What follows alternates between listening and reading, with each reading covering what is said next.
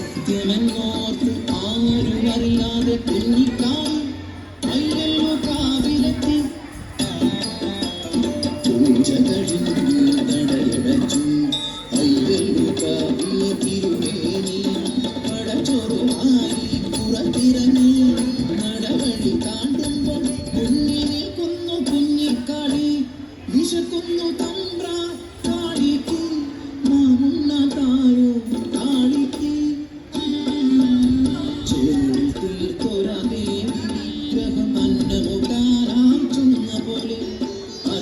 കൈകൾ ചലിച്ചു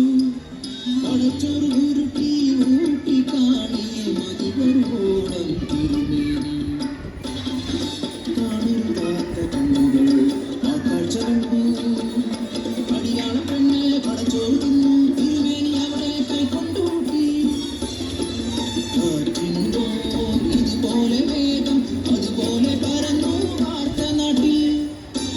നാട്ടുകൂട്ടം കൂടി ശിക്ഷാവിധിയും ക്രൂരമായി പിന്നെ നടന്നു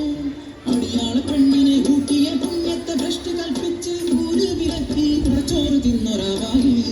മൺചോറ് നിറക്കാൻ കൽപ്പനയായി മനുഷ്യത്വം മരവിച്ച നാട്ടിൽ കെട്ട ജന്മങ്ങൾ ഒന്നെതിർക്കാൻ പോലുമാകാതെ നിൽക്കുമ്പോൾ കാപട്യമറിയാത്ത പിഞ്ചു കുഞ്ഞൻ വായിൽ നിറച്ചവർ മൺചോറ് അലറിക്കരയുന്ന ചാമന്റെ ചീരുന്റെ മുന്നിലായി കുഞ്ഞിനെ വലിച്ചെറിഞ്ഞു ചേതനയറ്റൊര പൈതലിന് കണ്ണു തുറക്കാതറിയല്ലോ അമ്മേ നിൻ പടച്ചോറ് എൻ കുഞ്ഞിന് ഒരച്ചോറാക്കി നീ മാറ്റിയില്ലേ നീയും ഒരമ്മയല്ലേ ഒരമ്മതൻ വേദന അറിയില്ലേ ചീരുതൻ വാക്കിൻ പൊള്ളലേറ്റ് പൊൻകതിർ പാടങ്ങൾ കരിഞ്ഞുണങ്ങി നടുച്ച പോലും ഇരുട്ടിലായി